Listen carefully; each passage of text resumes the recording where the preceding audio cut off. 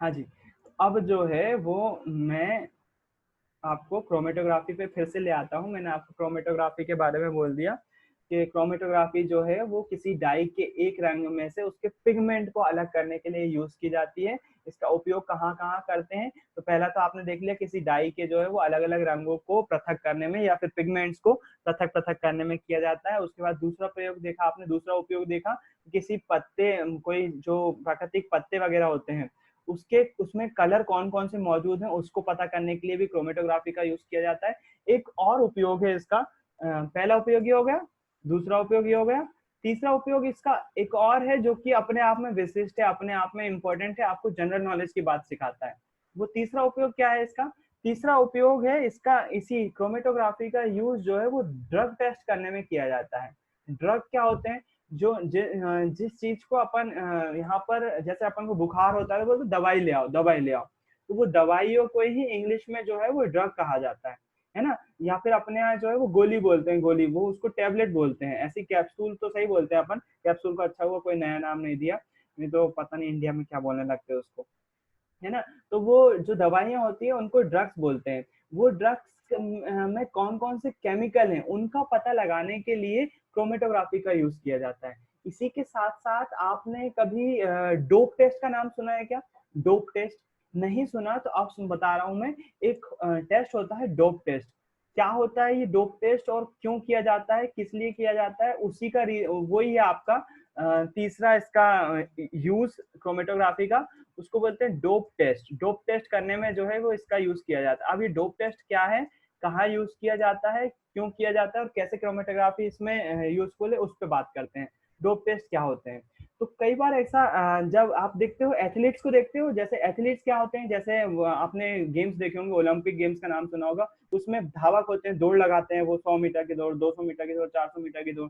केवल दौड़ने वाले ही एथलीट्स नहीं होते हैं, और भी होते हैं, जैसे जो जंप करते हैं वो भी एथलीट्स में आते हैं। लॉन्ग जंप हो गई या टॉल जंप हो गई या पोल जंप हो गई, वो सारी चीजें जो है वो एथलेटिक्स में ही आती हैं। ये सारी चीजें जो है वो एथलेटिक्स में आते हैं। अब ये एथलेटिक्स क्या करते हैं अपनी क्षमता बढ़ाने के लिए, है ना, अपनी क्षमता बढ़ाने के लिए कुछ नशीले पदार्थ लेने लगते हैं। उदाहरण के लिए एक उदाहरण लेता हूं मैं। 2004 या 6 की बात है, क्रिकेट चल रहा था दो टीमों के बीच, ऑस्ट्रेलिया और दक्षिण अफ्रीका। ऑस्ट्रेलिया और दक्षिण अफ्रीका के बीच क्रिकेट मैच चल रहा था दक्षिण अफ्रीका के किसी ग्राउंड पर। ऑस्ट्रेलिया ने पहली बार क्रिकेट इतिहास में पहली बार 435 या 35 के आसपास का स्कोर दिया, किसको? ऑस्ट्रेलिया को। पहली बार ऐसा हुआ था। आपने शायद वो मैच देखा भी नहीं होगा क्योंकि आप बहुत छोटे हो गए उस टाइम, है ना। मैंने देखा था, मुझे मालूम है। वो पहली बार क्रिकेट के इतिहास में 400 के ऊपर किसी टीम ने रन बनाया 50 ओवर में, है ना। और किसने बनाए थे? ऑस्ट्रेलिया ने बनाए थे साउथ अफ्रीका के खिलाफ। तो वो चीज जब हुई उसके बाद क्या हुआ, बैटिंग आई साउथ अफ्रीका की खेलने की, और उनके सामने 435 के आसपास का लक्ष्य था, 430 के आसपास का लक्ष्य था 50 ओवर में, जो कि अभी तक जो है वो पॉसिबल ही नहीं था, और किसी को लग नहीं रहा था कि 400 रन कोई टीम थोड़ी ना चेस कर पाएगी। और शुरुआत उनकी अच्छी हुई, उन्होंने छोटा ग्राउंड था, उन्होंने खूब अच्छा खेला। एक प्लेयर आया हर्षल गिब्स नाम का, हर्षल गिब्स उसका नाम था, और साउथ अफ्रीका का वो प्लेयर है। और उसने जब खेलना शुरू करा तो धमाधम चौके छक्कों की बरसात कर दी, 100 तो मारी ही साथ साथ, लेकिन वो आउट हो गया था। लेकिन वो जो है वो टीम को ऐसी स्टेज पे ले गया जहां से जीतना बहुत आसान था, और साउथ अफ्रीका ने वो गेम आखिरी ओवर में जो है वो जीत लिया। एक दो विकेट से जो है वो उनके हाथ में थे, और 430 के आसपास का इतना बड़ा रन चेस कर लिया। अब उसके बाद वो हर्षल गिब्स के ऊपर जो है वो मजेदार किस्से हुए। वो हर्षल गिब्स के बारे में कुछ सालों बाद न्यूज आई कि हर्षल गिब्स ने वो जो क्रिकेट की पारी खेली थी, उस पारी में उसने ड्रिंक करके खेला था। वो मतलब अल्कोहल पीकर, मतलब उसने शराब पी थी उस मैच के दौरान, और शराब पीकर जो है उसने क्रिकेट की पारी खेली थी, और उसने इतनी धुआंधार पारी खेली थी। तो मैं आपको ये उदाहरण इसलिए बता रहा हूँ क्योंकि जो एथलेटिक्स होते हैं, जो खिलाड़ी होते हैं, ये खिलाड़ी जो है वो नशीले पदार्थ लेते हैं। वो नशीला पदार्थ कुछ भी हो सकता है, शराब भी हो सकती है, और कोई अलग केमिकल वाला ड्रग भी हो सकता है, या दवाई भी हो सकती है, जिसके तहत क्या होता है इनकी बॉडी में जो है वो खेल, जैसे गेम शुरू होने वाला है उसके दौरान जो इनकी बॉडी जो है वो उस केमिकल के कारण से ज्यादा ऑक्सीजन डेवलप करने लगती है, और इनमें ज्यादा एनर्जी आ जाती है। ज्यादा एनर्जी आ जाती है तो ये अपनी कैपेसिटी से ज्यादा अच्छा खेल पाते हैं। तो ये एथलेटिक्स ऐसे केमिकल का यूज करते हैं। तो अब इस पर जो है वो अगर ऐसा होगा तो कोई बंदा जो है वो नशीले पदार्थ लेके जो है वो खेलने लगेगा बहुत अच्छे से, और वो तो हमेशा ही जीतेगा। तो इस पर ये नाइंसाफी होगी। तो ये नाइंसाफी को रोकने के लिए हर जो अथॉरिटी होती है जो गेम स्पोर्ट ऑर्गेनाइज करवाती है, जैसे ओलंपिक ही हो गया, ओलंपिक जो है वो संस्था बनी हुई है जो कि ओलंपिक ऑर्गेनाइज करवाती है। वो संस्था क्या करवाने लगी, गेम से पहले खिलाड़ियों का डोप टेस्ट करवाने लगी। डोप टेस्ट में क्या किया जाता है, डोप टेस्ट में गेम से पहले खिलाड़ी का जो है वो मूत्र या फिर रक्त, दोनों में से कोई भी चीज, नॉर्मली रक्त ही लिया जाता है, ब्लड का सैंपल कलेक्ट करते हैं और उसका डोप टेस्ट करते हैं कि इनके खून में कहीं कुछ दवाइयां तो नहीं मिली हुई हैं, कहीं इन्होंने कोई नशीला पदार्थ तो नहीं लिया हुआ है। तो वो नशीले पदार्थ की जांच करने के लिए वो ब्लड का सैंपल लेते हैं और उसको जो है वो क्रोमेटोग्राफी के द्वारा, वो हालांकि गैस क्रोमेटोग्राफी का यूज करते हैं। ये क्रोमेटोग्राफी बहुत बड़ा टॉपिक है, मतलब आप सोच नहीं सकते, लोगों ने इस पे पीएचडी तक की हुई है। बहुत प्रकार की क्रोमेटोग्राफी है, और 9th क्लास में जो हम पढ़ रहे हैं वो बिल्कुल बेसिक क्रोमेटोग्राफी, बिल्कुल बेसिक क्रोमेटोग्राफी। इसी क्रोमेटोग्राफी एक टाइप होती है गैस क्रोमेटोग्राफी, जो कि पूरी हद तक आज आज के जमाने में अभी वर्तमान की स्थिति पे कंप्यूटर पर आधारित है। कंप्यूटर और लेटेस्ट इक्विपमेंट यूज किए जाते हैं, उसमें ब्लड सैंपल को डालना बस पड़ता है, वो अपने आप पूरा डाटा कलेक्ट करके कंप्यूटर की स्क्रीन पर जो है वो बता देता है कि कौन सा केमिकल इस ब्लड में जो है वो मौजूद है और कौन सा नहीं है। कुछ केमिकल जो है हमारी बॉडी नॉर्मली प्राकृतिक रूप से डेवलप करती है, तो है ना, वो केमिकल का लेवल भी उस पर दिखा दिया जाता है कि ये सारे केमिकल इसमें मौजूद है। उस केमिकल की अगर मात्रा ज्यादा होती है तो उस खिलाड़ी को जो है वो अयोग्य घोषित कर दिया जाता है। अब आप बोलोगे कि इस टेस्ट में ज्यादा टाइम लगता होगा, बिल्कुल लगता है। इस टेस्ट का डोप टेस्ट करने में जो है, पहली बात तो खिलाड़ियों के सैंपल कई सालों तक रखे जाते हैं, बहुत सालों तक रखे जाते हैं। और कई खिलाड़ियों के साथ ऐसा भी हुआ है, उन्होंने ओलंपिक, जैसे मान लीजिए 2016 में ओलंपिक, 2012 में एक ओलंपिक हुआ था, तो 2012 ओलंपिक में किसी खिलाड़ी ने क्या करा, नशीले पदार्थ लेके कोई प्रतियोगिता जीत ली, वो फर्स्ट आ गया। उस दौरान उसका डोप टेस्ट के लिए सैंपल तो लिया गया था, लेकिन जांच में जो है उस टाइम कुछ खामी नहीं पाई गई। लेकिन 4 साल बाद पता चला कि नहीं भैया, ये वाला जो 2012 में वो हुआ था, जो गेम्स हुआ था, उसमें जो है इस खिलाड़ी ने जो है वो ड्रग ड्रग लिया था, और अभी हमारे पास जो है वो प्रूफ आ रहे हैं इसके। तो अगर बाद में इसके प्रूफ आ जाते तो उसी दौरान जिस टाइम उसका रिजल्ट डोप टेस्ट में फेल हो गया, डोप टेस्ट में जैसे ही उसका पॉजिटिव आया कि इसने नशीला पदार्थ लिया था, उसी दौरान उसका मेडल कैंसिल कर दिया जाता है। और क्या कर देंगे, जो दूसरे नंबर पे आया था उसको फर्स्ट गोल्ड मेडल दे देंगे, जो तीसरे पे आया था उसको सेकंड दे देंगे, जो फोर्थ पे आया था उसको थर्ड दे देंगे। तो जिस जिस टाइम आपका डोप टेस्ट में आपका रिजल्ट आ गया, आप फेल हो गए, तो उसी साल आपका जो मेडल जो है वो कैंसिल कर दिया जाएगा, और आपकी पूरी तरह से हिस्ट्री मिटा दी जाएगी कि आपने कोई मेडल जीता भी था। तो ये डोप टेस्ट इतना ज्यादा जरूरी है। और एथलीट के मामले में, या फिर जो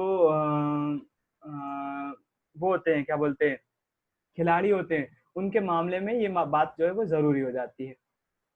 तो क्रोमेटोग्राफी मैंने आपको समझाया। क्रोमेटोग्राफी क्या होती है, किसी एक रंग में उपस्थित कितने सारे पिगमेंट हैं, उन पिगमेंट की उपस्थिति पता करने के लिए क्रोमेटोग्राफी का उपयोग किया जाता है। और मतलब एक डाई में कितने रंग है, एक डाई में कितने रंग है, उसका उपयोग करने के लिए जो है वो क्रोमेटोग्राफी का यूज किया जाता है। और क्रोमेटोग्राफी का केवल इसी में नहीं यूज किया जाता है, प्राकृतिक रूप से जो पत्तियों में कलर पाया जाता है, उन पत्तियों के कलर में कौन कौन से रंग है उसको जांचने भी किया जाता है। और एक और तीसरे जो महत्वपूर्ण इसका उपयोग है, क्रोमेटोग्राफी का यूज जो है वो डोप टेस्ट में भी किया जाता है, ताकि खिलाड़ियों ने कोई नशीले पदार्थ का सेवन तो नहीं किया है उसका पता लगाने के लिए भी क्रोमेटोग्राफी का उपयोग किया जाता है। तो ये थी क्रोमेटोग्राफी, आपको मेरे ख्याल से समझ में आई होगी। मैंने आपको करने के लिए एक प्रैक्टिकल भी दिया, आई होप आप करोगे उसको। तो इसके बाद मैं आगे बढ़ता हूँ, ऊर्ध्वपातन विधि हो गई आपकी, क्रोमेटोग्राफी हो गई। उसके बाद एक और इम्पोर्टेंट विधि आती है जो कि फिर से बड़ी मेथड है, वो है प्रभाजी आसवन विधि। प्रभाजी आसवन विधि क्या होती है और कैसे काम करती है और किसके लिए काम करती है, इसका उपयोग कहाँ कहाँ किया जाता है, उसको ज्ञात करने के लिए हम बात करते हैं। पहली बात तो आप नाम सुन लो, प्रभाजी आसवन, बहुत ज्यादा नाम थोड़ा सा टिपिकल नाम है, लेकिन इस नाम को आप 11th-12th में फिर से सुनने वाले हो। प्रभाजी आसवन विधि, इंग्लिश में इसको बोलते हैं डिस्टिलेशन मेथड। डिस्टिलेशन मेथड, तो डिस्टिलेशन मेथड आपने एक नाम सुनोगे बहुत बार, distilled water. Distilled water, distilled water कुछ नहीं होता है, वाटर की प्योरेस्ट फॉर्म होती है। प्योरेस्ट फॉर्म मतलब कि सबसे शुद्ध पानी होता है वो, उसका पीएच पैमाना 7 होता है। पीएच पैमाने के बारे में अभी थोड़ा बहुत आपको कम नॉलेज होगा या होगा ही नहीं, कोई दिक्कत नहीं, धीरे धीरे हो जाएगा आने वाली क्लास में। तो ये जो है वो शुद्ध होता है। क्या होता है, पानी को जब भी हम उबालते हैं तो भाप बन जाती है, उस भाप को इकट्ठी कर लेते हैं, वो भाप जो है वो पानी का बिल्कुल प्योरेस्ट फॉर्म होता है, उसी को हम डिस्टिल्ड वाटर बोलते हैं। इसको बोलते हैं हिंदी में प्रभाजी आसवन विधि। प्रभाजी आसवन विधि में किन प्रकार के मिश्रणों को पृथक किया जाता है। हम अभी क्या पढ़ रहे हैं, मिश्रण के घटकों को पृथक करने की विधियां पढ़ रहे हैं ना। मिश्रणों के घटकों को पृथक करने की विधि। कोई मिश्रण अलग अलग प्रकार के घटकों से मिलकर बना हुआ होगा, घटक यानी कि पदार्थ भी बोल सकते हो आप, कोई दिक्कत नहीं है। अलग अलग पदार्थों से मिलकर बना हुआ होगा, उस मिश्रण में कौन कौन से पदार्थ हैं उसको ज्ञात करने के लिए जो है वो हम विधियां पढ़ रहे हैं। तो हमने एक विधि पढ़ी थी, आपको याद है, जब दो अघुलनशील द्रवों को पृथक करना हो, मतलब पानी और तेल, मतलब दो द्रव जो है वो आपस में घुल नहीं रहे हो और उनको पृथक करना हो, तो हमने पृथक्करण कीप का उपयोग किया था। आपने देखा था ये बात। अच्छा, इसके उलट दो घुलनशील द्रवों को पृथक करना हो तो हम किस मेथड का यूज करेंगे। दो घुलनशील मतलब दो द्रव आपस में घुल गए हो। उदाहरण के लिए अल्कोहल और पानी। पहला उदाहरण क्या है, अल्कोहल और पानी। पानी में जब अल्कोहल मिलाई जाती है तो वो पूरी तरह से घुल जाती है। आपको बिल्कुल समझ में नहीं आएगा। अलग अलग, जैसे अघुलनशील द्रवों में अलग अलग लेयर दी जा रही थी ना पृथक्करण कीप में, यहाँ पर बिल्कुल भी आपको अलग अलग लेयर नहीं दिखेगी। एक द्रव जो है वो पूरी तरह से दूसरे द्रव में घुल जाएगा। एक और उदाहरण है इसका, वो उदाहरण है इसका पानी और एसीटोन। पानी और एसीटोन, पानी मतलब पानी, एसीटोन क्या होगा, जो नेल पॉलिश रिमूवर होता है। मैंने बताया है आपको, जो नेल पॉलिश रिमूवर आता है उसमें जो, जिसको नेल पॉलिश रिमूवर बोलते हैं, उसमें क्या होता है, एसीटोन होता है। वो एसीटोन जो है बिल्कुल, आप अगर नेल पॉलिश रिमूवर को पानी में मिलाएंगे तो बिल्कुल पूरी तरह से घुल जाएगा, कुछ भी उसमें फर्क नहीं दिखने वाला है। तो अगर आपके सामने कोई ऐसा लिक्विड रखा हुआ हो जो कि आपस में पूरी तरह से घुल गए हो, उनको क्या, वो भी एक मिश्रण हो गया, अब उनको कैसे अलग करेंगे। तो ऐसे मिश्रणों को अलग करने के लिए उपयोग की जाती है प्रभाजी आसवन विधि, डिस्टिलेशन प्रोसेस, है ना। प्रभाजी आसवन विधि में हम जो है वो एक मिश्रण में से दो पदार्थों को क्या कर रहे होते हैं, अलग अलग कर रहे होते हैं। इसका सेटअप आपके सामने आपको दिखाई दे रहा है। इसमें कोनिकल फ्लास्क यूज किया जाता है ना। ये जो है इसको कोनिकल फ्लास्क कोनिकल फ्लास्क, या फिर आप केवल कोनिकल नहीं बोल सकते क्योंकि कोने नहीं है इसमें, ये नॉर्मल फ्लास्क है ना। एक फ्लास्क यूज किया जाता है जिसको हम जो है वो क्लैंप की सहायता से यहाँ लगा देते हैं। क्लैंप क्या होता है, मैं आपको जब स्कूल लगेंगे तब मैं बताऊंगा आपको क्लैंप क्या होता है। जब अपन पहला प्रैक्टिकल करेंगे उसी दिन आपको इस क्लैंप का यूज पता चल जाएगा, क्लैंप क्या होते हैं। एक फ्लास्क रख देते हैं और इसमें जो है वो ये जो मिक्सचर रखा हुआ है ना, ये मिक्सचर है एसीटोन और वाटर का मिक्सचर है, एसीटोन और वाटर का। यहाँ पर आप अल्कोहल और वाटर का मिक्सचर भी यूज कर सकते हो, है ना। यहाँ पर हमने जो मिश्रण लिया है वो किस किस का है, पानी और एसीटोन का, जो नेल पॉलिश रिमूवर होता है उसको मिलाकर इसमें डाल दिया और इसको जो है वो कॉर्क की सहायता से ऊपर बंद कर दिया। और कॉर्क में क्या फंसा दिया, कॉर्क में एक थर्मोमीटर फंसा दिया, कॉर्क में क्या फंसा दिया, थर्मोमीटर फंसा दिया। अब क्या करेंगे, इसको जो एक ये वाला फ्लास्क है इसको जो है एक और एक वो होता है, क्या बोलते हैं, संयंत्र, संघनित्र बोलते हैं हिंदी में इसको। और ये कैसा संयंत्र होता है, ये आपको दिख रहा है ना, ये यहाँ से अब इसको हम जब गर्म करेंगे तो भाप बनेगी, वो भाप इसकी सहायता से यहाँ आएगी, यहाँ आएगी और इस पाइप्स के थ्रू नीचे आ रही होगी। लेकिन अब यहाँ पर जो आसपास है इसके, ये जो परख नली है, इसमें हम क्या करेंगे, पानी प्रवाहित करेंगे। लिखा हुआ है कोल्ड वाटर इन, यहाँ से हम क्या करेंगे, ठंडा पानी प्रवाहित करेंगे। जब इसको ठंडा पानी प्रवाहित करेंगे तो ये पूरी परख नली में, अब ये 3D शेप में इमेजिन करना पड़ेगा आपको। 3D में मतलब तीनों तरफ है, चारों तरफ है।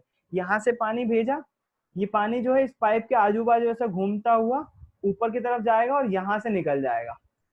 ठंडा पानी भेज रहे हैं। अब हुआ क्या, यहाँ से जो गर्म किया था और जो भाप यहाँ से आई थी इस पाइप में थी, ये भाप जो है वो इस पानी के कारण से ठंडी हो जाएगी। ये भाप यहाँ पर आई और यहाँ पर आने के बाद ये पानी जो हमने इसमें भेजा हुआ है, इसके कारण से क्या हो जाएगी, ये भाप ठंडी हो जाएगी। भाप को ठंडा करना ही जो है वो जो है वो संग यही कहलाएगा, क्या बोलते हैं, डिस्टिलेशन कहलाएगा। भाप यहाँ पर आई, पानी के कारण से क्या हो गई, ठंडी हो गई और उस भाप को जो है वो इस नली की सहायता से इस बर्तन में इंटर कर लिया जाता है और इस बर्तन में क्या इकट्ठा हो जाता है, एसीटोन इकट्ठा हो जाता है। एसीटोन इकट्ठा हो जाता है। कैसे हो जाता है, एसीटोन ही क्यों आ रहा है, पानी क्यों नहीं आ रहा है, वो इसलिए आ रहा है क्योंकि दोनों ही मिक्सचर एसीटोन हो या पानी हो, दोनों का ही क्वथनांक अलग अलग होता है। दोनों का ही क्वथनांक क्या होता है, अलग अलग होता है। और क्वथनांक आप समझते हो, ऐसा तापमान जिस पर कोई पदार्थ जो है वो उबलने लगता है क्या कहलाता है, क्वथनांक कहलाता है। तो पानी का क्वथनांक सभी को पता है 100 डिग्री सेल्सियस होता है। पानी का क्वथनांक जो है वो कितना होता है 100 डिग्री सेल्सियस। और एसीटोन का जो क्वथनांक होता है वो होता है 56 डिग्री सेल्सियस। कितना? 56 डिग्री सेल्सियस। पानी का 100 और एसीटोन का कितना? 56। तो एसीटोन क्या होता है, हम थोड़ा सा ही गर्म करते हैं ना, एसीटोन क्या हो जाता है, भाप बन के उड़ने लगता है।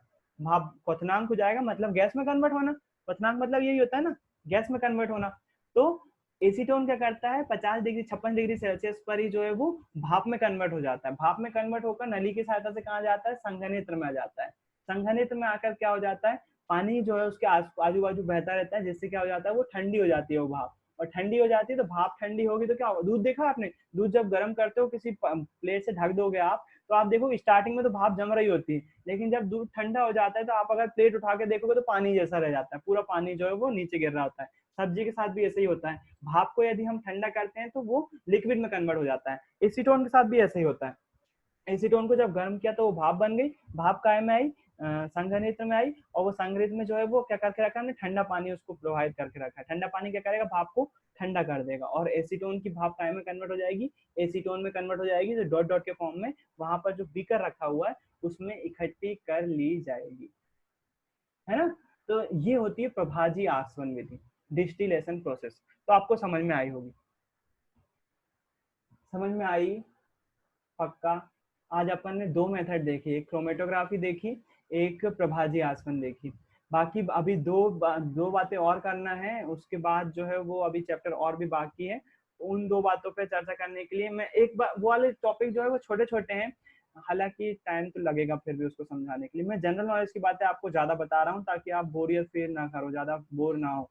और ये चैप्टर जो है वो हमको क्लास में फिर से पढ़ना है, इसलिए हम ज्यादा जनरल नॉलेज की बातों पे गौर कर रहे हैं, बजाय चैप्टर के ज्यादा फोकस करने के, है ना। तो ये चीज आज दो ही विधि करते हैं अपन, ज्यादा नहीं करते हैं। आपको होमवर्क मैंने क्या दिया है, अभी कुछ भी नहीं दिया हुआ है, आज के लिए इतना ही रखते हैं, खैर, है ना।